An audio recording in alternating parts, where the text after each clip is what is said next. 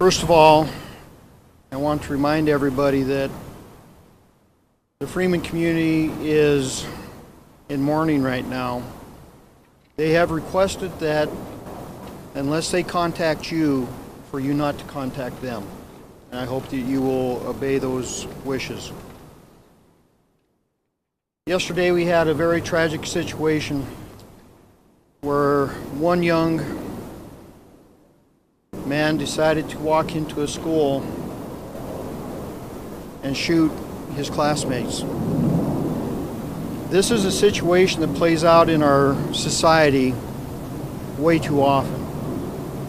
And we as a society need to make a determination as to what's causing this. Because I can tell you that 35 years ago isn't that long ago, and we didn't do that. Where did we really go sideways in raising our kids? Perhaps we taught them to glorify the wrong things. All this violence they constantly consume has come home to pay a major price. It is time for each and every one of us to say no more to the hate that we see, to the violence that we see. We have now a culture where people think that they can dress in black and go out and commit all kinds of acts of violence in the name of trying to get their own way. That's not who we are, folks. It's not the way the system was designed. We deserve, as a society, and quite frankly, our kids deserve much better than we have given them. It's time for you to wake up. No more hatred, no more radicalized hate. None of this is going to make any sense because you can't make any sense of the senseless. And this is just senseless violence. That young man was carrying an AR-15 and a handgun. Thank God he had jammed that AR up so badly that it was not going to function. He transitioned to that pistol, and when one of the classmates that he knew came up to him and tried to talk him out of it, he put one round in his midsection and one round in his head. He then indiscriminately started firing, striking 3 other classmates, who thankfully are now recovering in the hospital. That young man who gave his life stepped into the breach that we as a society have created to save his fellow classmates. The next hero in this is the janitor, Joe Bowen. As soon as Joe saw the situation, the shooter luckily had ran out of ammunition, had thrown his pistol down, went like this, and Joe confronted him, ordered him to the ground, and then held him there. The school resource deputy was in the middle school, which is right across the street from the high school. He did what he was trained to do. He ran towards that gunfire, went into that school alone, and helped Joe take that suspect into custody. That school resource deputy and that school and that community have a special relationship, to the point that a few years ago, that community named a day after that deputy. They love each other, and that's the way it should be. Maybe that's what we need to teach our kids anymore. Some of that old school stuff, love one another. We now have a 15-year-old in juvenile that will be going in front of a judge, and it's our intention to try him as an adult for premeditated murder. Because this young gentleman got sucked into a counterculture of violence. A culture that is enamored with school shooting. And media, you are to blame for that. Because you keep giving these people headlines. You keep using their names. You have made them heroes to some people. If I had my way, none of these people's name would ever be remembered. Sammy's name would be remembered. Joe's name might be remembered, but not the shooters. Until we start treating these people for what they are, killers, not heroes, you're going to continue this violence. It needs to end. If we are going to have a peaceful society, you need to help us end this violence. To those in the political world, knock it off. Enough. Both the right and the left, you're both enamored by radicalized hate. You seem to hate everybody and everything. It's time for you to end that too. Because we, the American people, desire better than what you're giving us. And it's time we demand better from what you're giving us.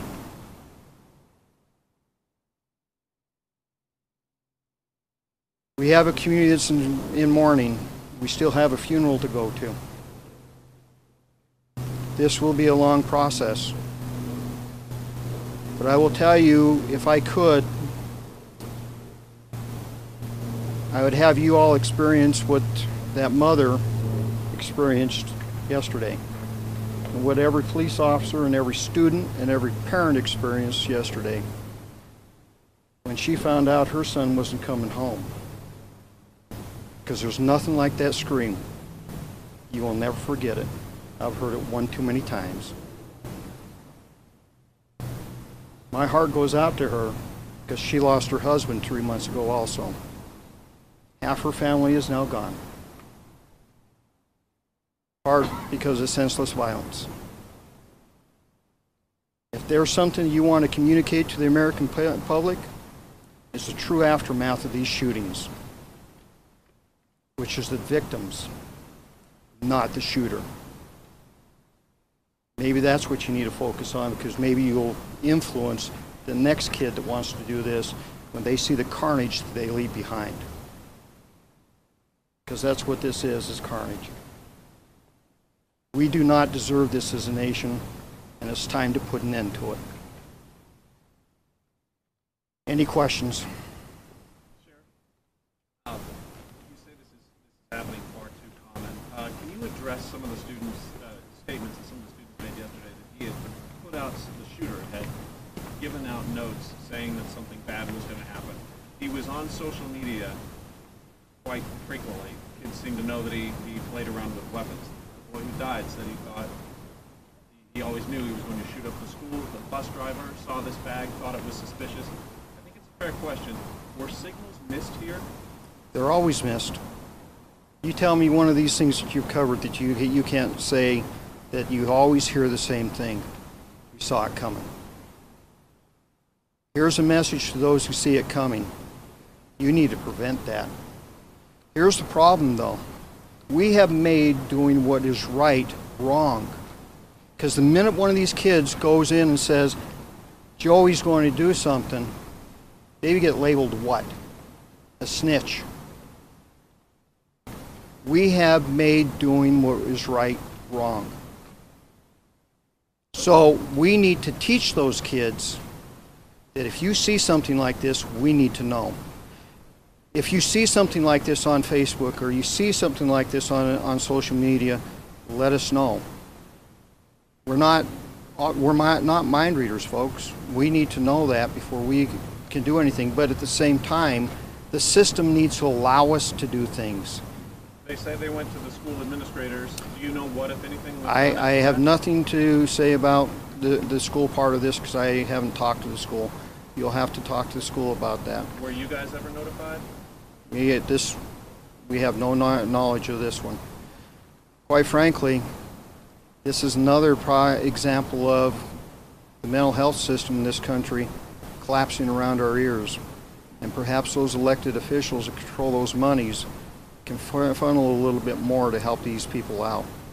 because our mental health system is collapsing. Any questions about what the school did or didn't know, you'll have to ask them. But do you feel like you should have known if they knew? Should you have known? I would have loved to have known, because maybe we could have done something, but that's not a guarantee. Because what we have done, we've got a hold of mental health. And I don't blame the local mental health either. They don't have the money to deal with this because the state has abandoned them. They have pushed this problem to the local level, and the local levels are not equipped to deal with it. This is a state and national issue that they better wake up and start dealing with. Talk a little bit about, in the affidavit there was mention of IEDs and a witness talked about that. You've been doing this for a very long time. Does it surprise you that a 15-year-old boy was playing with IEDs? Not at all. You can find anything on the internet. And we forget, folks, it wasn't that long ago when 15-year-olds were actually considered men. Have you since searched the home and found anything else of concern? We've searched the home. We have evidence. We're not prepared to deal with that yet. So we'll update you on that as we go. Haley? Further details of parents in this community that are maybe nervous or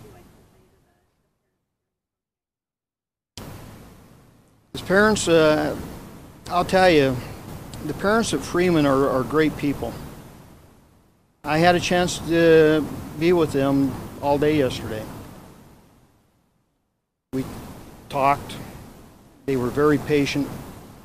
They allowed us to do our job, even though they were being slowly tortured, not knowing if that was their kid or not. I thank them for that. They are truly strong people. Tight-knit community, great community. For those of you in the greater Spokane area, when your kids come home tonight, I hope you give them a kiss, give them a hug, because they came home. There will be one young man that doesn't come home, ever again. further details on how the shooter got a hold of a weapon like an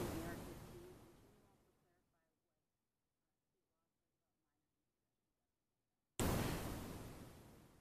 Minors are not supposed to be in possession of a handgun until they're 21.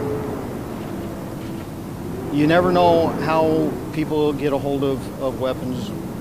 Those are things that we'll be digging into and trying to figure out what exactly happened there. It's our understanding that there was a gun safe in the house. We'll have to figure it out and go from there. It's always going to be that way. As a parent, you need to take care of where you're going to store those things and how you trust people.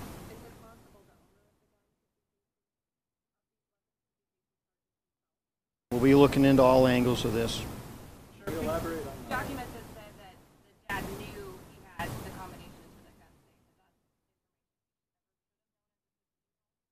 All depends on the 15-year-old.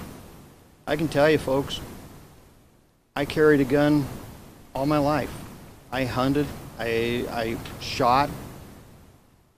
My friends and I, it's hunting season back home.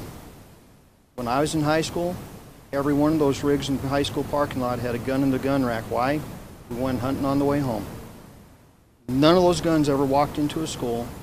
None of those guns ever shot anybody. What's the difference? Did the gun change? Or did you as a society change? I'll give you odds that it was you as a society, because you started glorifying cultures of violence.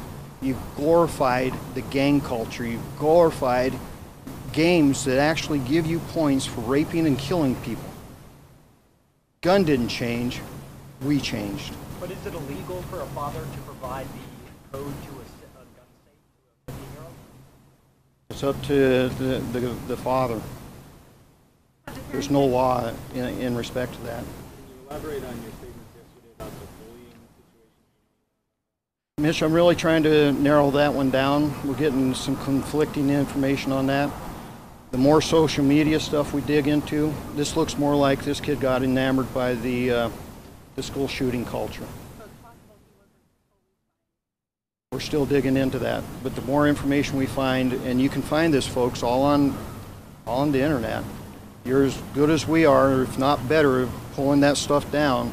You know what you're starting to see. So maybe a copycat type incident, or enamored with other similar situations? Seems to be pointing in that direction. Sheriff, can you clear up something about the timing? The affidavit mentioned a suicide note that was written a week ago. Do you know when that was left for someone to discover? We have no idea yet. Again, those are bits and pieces we're still putting together. That search warrant was served last night.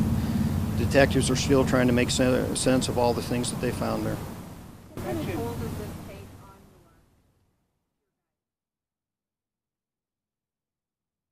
These are things that we live with on a constant day-to-day basis.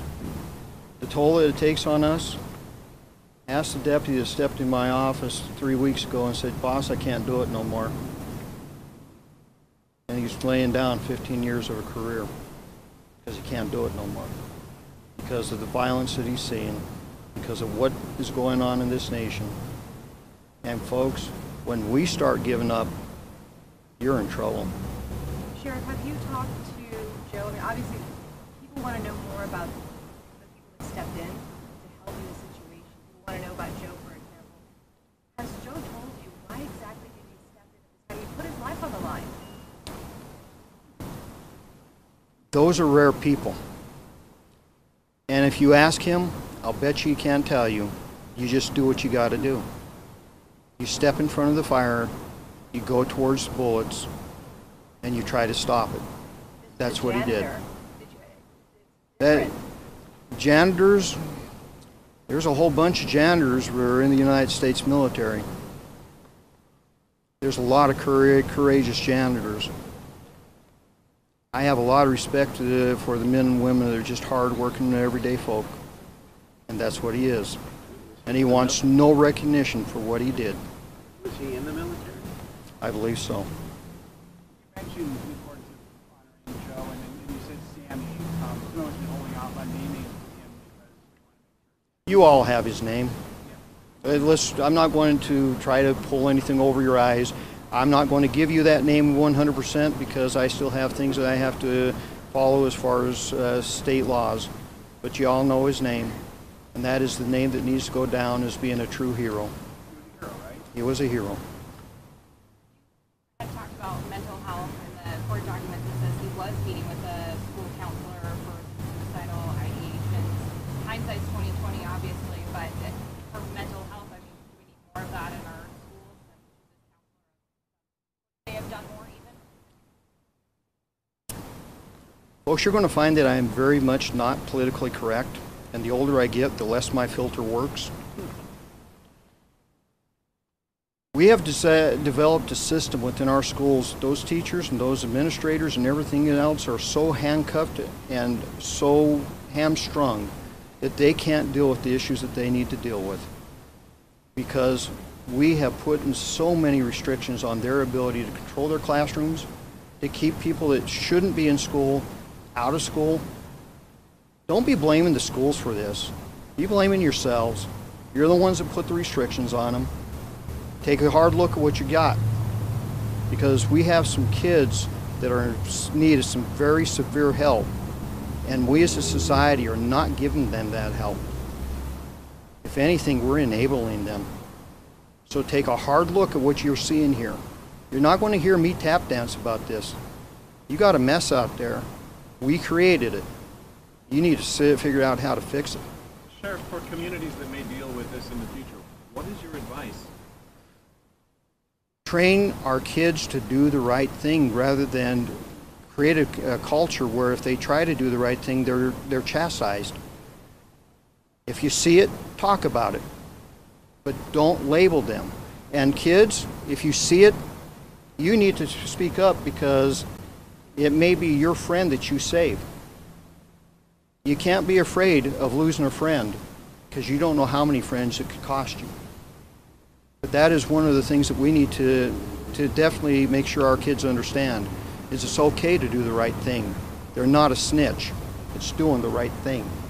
Sheriff, you mentioned it was premeditated. Did your officers search the house outside of what was good? All indications are that we are heading towards that road, premeditated murder. Did you find any other weapons in the home? You've seen what's out there. I think you can come to the conclusion that we came to very rapidly. Did the bus driver say anything about the suspicious bag? I have no idea, Haley, at this point. I wouldn't be blaming the school bus driver either because kids bring all kinds of things. I Right. mean, golf clubs, everything else. Bags are bags. Is it believed the shooter has written a suicide note at some point? All this happened? That's what I understand. Again, we just served that search warrant. Detectives are still putting all that together. Remember, folks, I still have an active investigation going on. What's your understanding of the shooter's relationship with Sam? Were they friends, best friends, not friends? It's kind of cloudy right now, but it appears that they knew each other fairly well. Can you share with us at all what Joe Bowen said to you or said to your officers? It was just so heroic what he did. I basically gave you what happened. You know, he confronted him, got him on the ground, held him on the ground. Our resource deputy, Deputy Nye, got there, and they both took him into custody. Say anything about what he said to you or your officers? Can you talk about that? Not yet. Not yet. I believe documents noted a white powder in the hallway. Do you know what that was found? Not yet. Sheriff, is Caleb under counseling here, therapy, suicide watch? We're still trying to figure that out. Again, we're still putting a lot of this puzzle together. It's starting to fade towards the mental health issues. Is he in isolation here in jail? I don't think so. Had he been diagnosed with anything mental health-wise? I can't go there yet because I don't have that picture quite fully painted. Last question.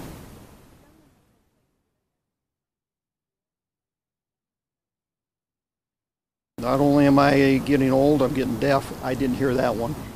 The gunman reportedly had given notes. We're in possession of a whole bunch of things. I'm not sure exactly the documents you're talking about. As the picture becomes clearer, we'll let you know. But you have pretty much the nuts and bolts of this one. We have another tragic situation where a young man decided to go and kill some of his friends. Why? Because we have a culture that said it's okay. And you need to start fixing that. Thank you very much.